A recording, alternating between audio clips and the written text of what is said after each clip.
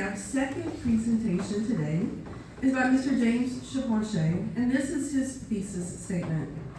Drone warfare has the potential to enable militaries to fight wars more justly due to drones' small yield munitions, loitering capabilities, precision strikes, and lack of an on-board pilot.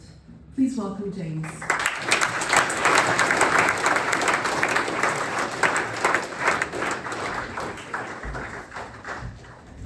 Imagine that you're a child. It's your birthday, and you've just been given the one toy you've been wanting for months, a little quadcopter drone. Later, you take it outside and fly it around, smashing it into things and your siblings because you're still learning. All fun, no harm ever done. The flimsy plastic propellers barely causing scratches on your brother's skin. 20 years later, however, that same child is fighting a war. And the main fear is not the enemy, artillery, or infantry. It's his old favorite toy, and it has been turned into a bomb. The fun-filled insectile buzzing, now the last thing many of his buddies ever hear, as warfare is rewritten by what was previously a child's toy. This is the reality of modern war. Drones that used to be kids' toys are now a crucial cog in the war machine. Already in the Russo-Ukraine war, Ukraine has come out as of late January, claiming that 80% of the casualties they inflicted were caused by drones. These machines, these tools, were never considered to be the main fighting force for any modern military, until Ukraine's desperation under the Russian invasion forced them to evolve their tactics, an evolution which has had world stage consequences. One of which was the breaching of Barksdale Air Force Base in Shreveport, our own Shreveport, from March 9th to 15th of this year by these high-tech drones. The world's militaries are racing to find the best way to mass produce and develop millions of these relatively tiny machines, as well as the weapons to take them down, in order to remain on or get onto the list of the world's affected militaries. Some argue that drones are not just simply the new tools of war, but a stark reflection of humanity's enduring tendency towards violence. They would do this by enabling countries to carry out strikes more remotely, thereby lowering the threshold for conflict. While it is true that drones could be used for this purpose, in this presentation, I will argue how drones can allow militaries to fight wars more justly, due to their small yield munitions, loitering capabilities, precision firing, and lack of an on-board pilot. I will do this by first giving a brief analysis of Catholic just war teaching from its foundation to the modern era.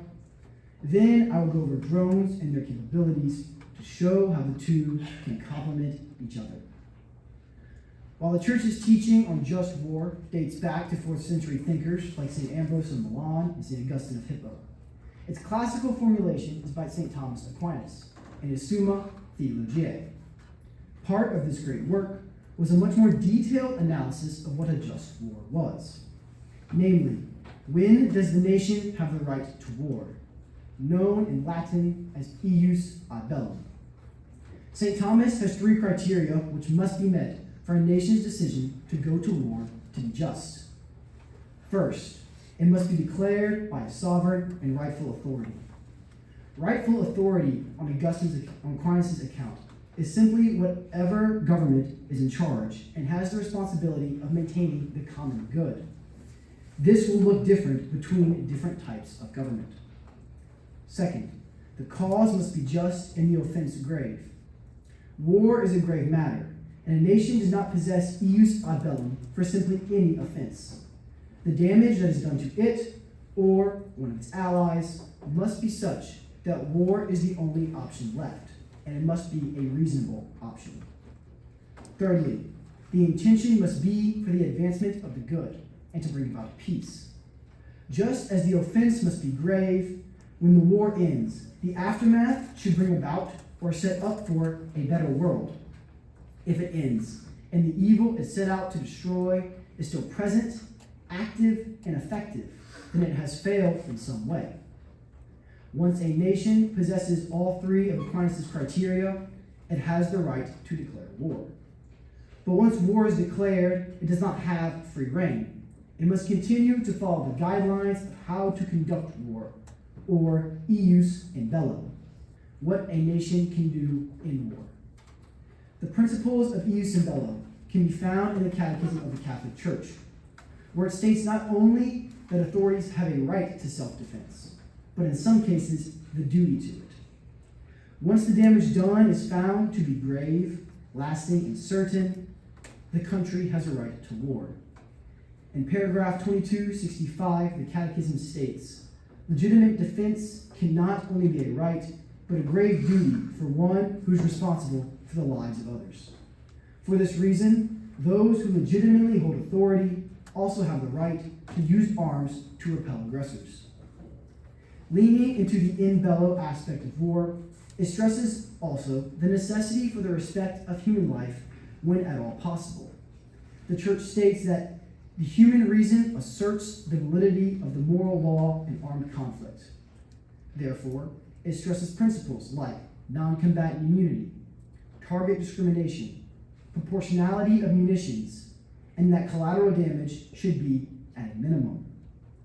A man fights not because he hates what is in front of him, but because he loves what is behind him. This is the central idea of just war. This naturally means that whatever weapons we use in conflict need to align with our beliefs and principles. Specifically, they need to cause as little collateral damage as possible and help us to avoid taking any more lives than is necessary. Hence, the question if drones, as the new, widely produced war weapon, can align with our standards. But before I go into detail about drones and their capabilities, I will first briefly go over 2 points regarding the civilian death ratio between drones and manned aircraft. The first is that because mass drone use is so new, the already hard to get statistics regarding civilian deaths are even harder to come by. From the get-go, whenever any side is calculating civilian deaths, there are a multitude of potential problems, ranging from biased releases, simple communication problems like language barriers, even, believably, different ideas of who is a civilian or not. For this reason, statistics of this nature have to have years of concrete and similar reporting, something that widespread drone use simply does not have yet. Second, statistics have the potential to be misleading.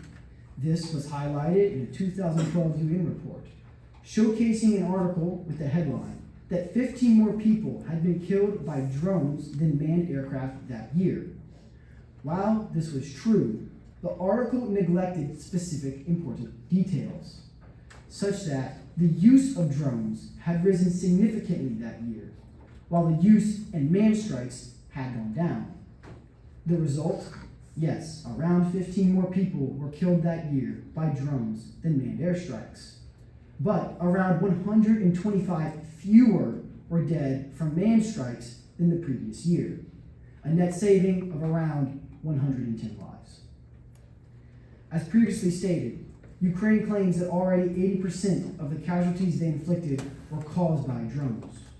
Because they are tools with no mind of their own, it is absolutely possible that they are used by evil people for evil purposes, the same as any weapon can be.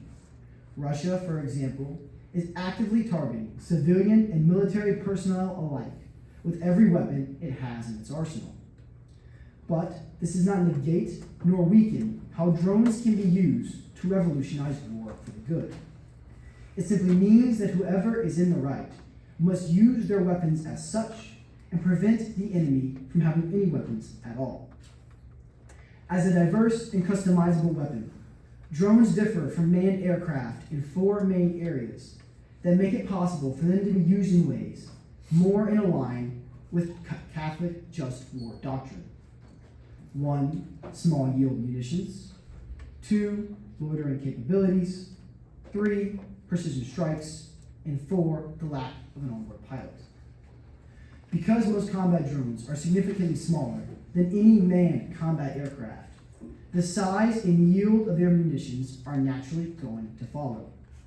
Jets and helicopters have a much larger and deadlier arsenal to choose from, meaning that civilians and non-target structures are much more likely to be affected by any blast. Since drones equal a smaller payload, the one-to-one effect they have on the holistic environment is going to be significantly less. This strikes directly at the heart of proportionality of munitions, and that collateral damage should be at a minimum.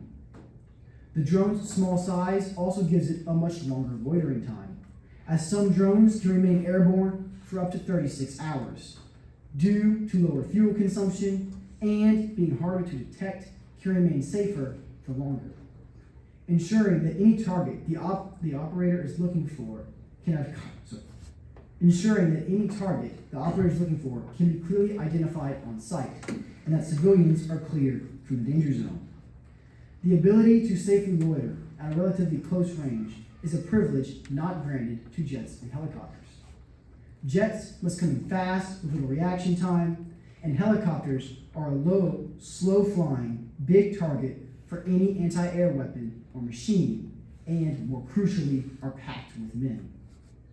This directly aids in non-combatant immunity and target discrimination, while indirectly saving the lives of helicopter crews who no longer need to go out into the field. These two capabilities help to make up the third, precision strikes. Small, loitering, and maneuverable, drones, particularly kamikaze drones, can reach places where other weapons can't, meaning that on top of lower collateral damage risk from normal missions, they could also be used to find and eliminate high-value targets swiftly, without us having to go through any of their men. If we are able to chop off the head of the snake, so to speak, then we do not need to go through his men to get to him, saving the lives of both our own soldiers and the enemies. Finally, because the drones do not have an onboard pilot, the loss of a drone does not mean the loss of any men. This simple fact plummets the number of human lives risked when completing any mission, the ultimate boon for just war scholars, because it creates a perfect zero on the collateral damage charts. Because drones have allowed for a decrease in the risk of human life on both sides of the conflict, they have the potential to be used in ways that promote Catholic just war teaching. Their small munitions physically endanger less lives. Long, safe, and close-to-ground airtime ensures confident target identification and that civilians are cleared. Precision, mixed with mobility, can empower militaries with the ability to render enemy units combat ineffective without having to kill most or all of its members. And the lack of an onboard pilot, physically removes any risk of human life on the part of the operator. Since no one else possesses the United States' recently revealed discombobulator, which uses newfound sonic technology to non-lethally incapacitate enemy units, drones are the most conventional weapon, are the best weapon that other conventional militaries have to a more moral weapon. The future of warfare is evolving into one where less and less civilians need to get involved, although there will always be those countries who unjustly force that involvement.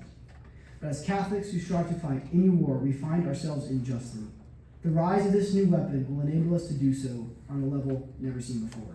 Thank you.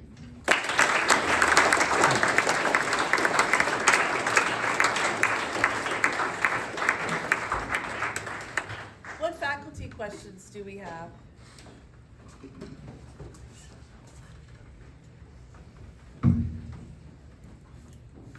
Ms. Littell?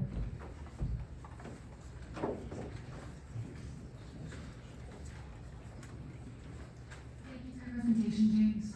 So thinking about drones, I was very fascinated by the capabilities of them. I've heard, maybe propaganda about what they can and can't do. But in the scope of your research, did you come across anything, or what is your opinion rather, of having drones that are weapons in a civilian sort of grasp, like a civilian owning a drone as a weapon? Thank you for your question. Well, if you're talking about drones that are specifically built and designed as a weapon, then no, I don't think that should be allowed, because there is no reason that a civilian would need to have a weapon of that capability, because it differs from a normal basic firearm that can be used in your immediate vicinity. Is that your question? Well, do you think that that's something that someone may want in the future? Like, we have guns, like I know people that have AK-47s at their house. My dad might have had one, I don't know. But, I'm thinking, like, what does that look like in the future? Do you think civilians will have the desire to own these very dangerous weapons? I'm sure there may be a few crazy people who want one, or just because it's cool. But, I mean, maybe a few people will want one, but generally the wide population, no. And in terms of it actually happening, I would say that is not really a possibility whatsoever. Okay, thank you. Mr. Baker? Thank you, James. First, a point of clarification. When you talk about drones, are you making a distinction between what we used in the Afghan war with unmanned aerial aircraft that would bomb things as opposed to like the rotors? No, sir, I'm not. Okay, cool. So my question is, with the advent of AI and companies like Palantir, it seems like within the not too or maybe already future, we're going to have AI-powered drones where the human in the loop is completely removed. So I'm curious, would that change your calculation if humans were no longer in the decision-making capacity controlling the drones with regards to taking out targets, killing people? Thank you for your question. Yes, sir, if the person was completely 100% removed from the active surveillance and cannot step in manually, then I would absolutely have to reconsider. But I do know that as of now, they have drones that are being powered by AI, but the human element is not removed. There's still a person on there. And a kind of a point of general clarification, a lot of people have the idea that if it's one drone, it's one person, and if you're talking about like the big ones we use in the Afghan war, it's actually not the case. It's actually rooms of people for one drone. But I would say yes, sir, if that were the case, I would have to reconsider. Ms. Lees.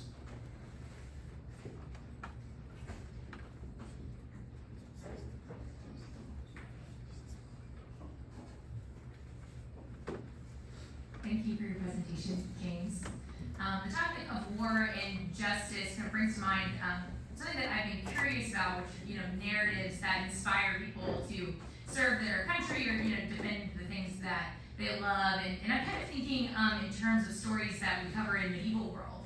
So inspiring characters like Wiglaf and Beowulf and Archbishop Turpin and the Song of Roland. And I kind of want to extend that to more modern times too, like modern heroes like Horatio Nelson, inspiring people to join the British Navy, even fictionalized characters maybe like Captain America or G.I. Joe.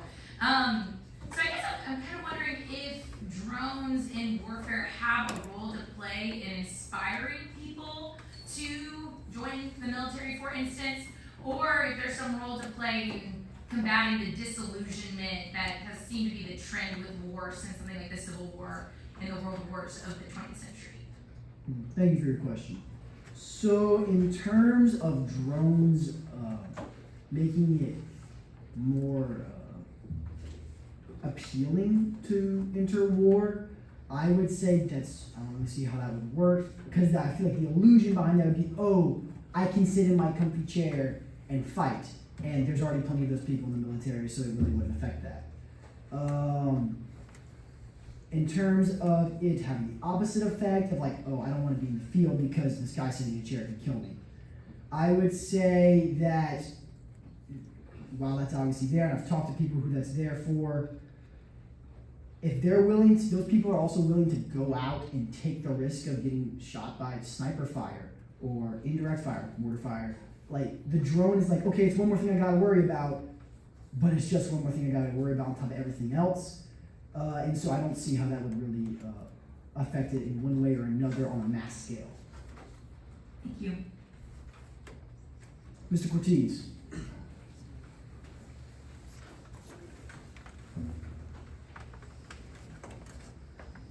Thanks, James. I'm compelled by the benefits that you've raised in terms of proportionality and collateral damage. But I'm wondering if you've thought about the implications of drone warfare on other aspects of military conflict.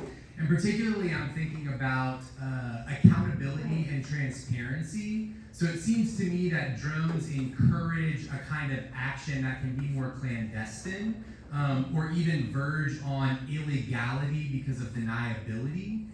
So I'm just wondering if you considered those issues and what implication that has for your argument in terms of them making war more just. Thank you for your question. So, in terms of drones, basically allowing illegal strikes to be carried out, I would say that while that is a possibility, the same as it is with really any sort of new weapon, those operations and those strikes are kind of already happening. Obviously, we just don't hear about them, but it's happening, and I don't think they would have a very large effect on that number. Also, with the rise of drones and this new technology, even if they're kind of more like secretive now, we can't really know what's going on. That will slowly start to change with AI being able to track things that people were able to track before internet-wise and all that. So I think with time, that the technology will catch up and it won't be as easy to do stuff illegally. And the stuff that is illegal that you're worried about and that we should all be worried about, it's also just going to happen no matter what with human nature, and drones will not affect that in a negative way. Thanks. Mr. Peo.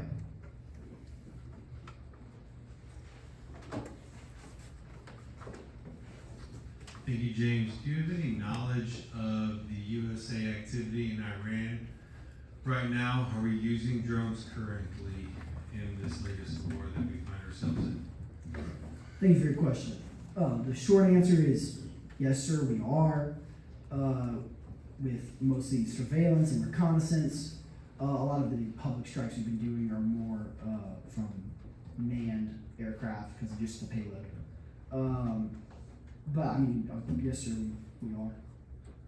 Okay, so about the manned airstrikes with the payload, can you describe that more?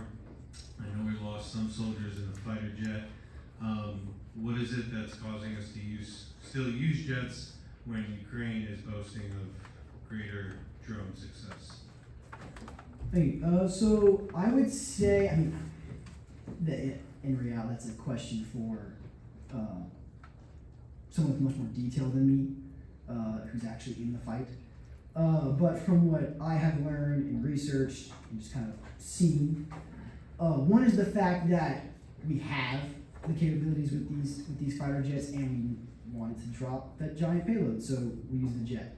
And then also a big thing is the fast boats that Iran has, which are the biggest threat right now, are much more easily taken out by an A-10 than a drone, just in terms of quantity. Thank you. Are there any senior questions? Nicholas.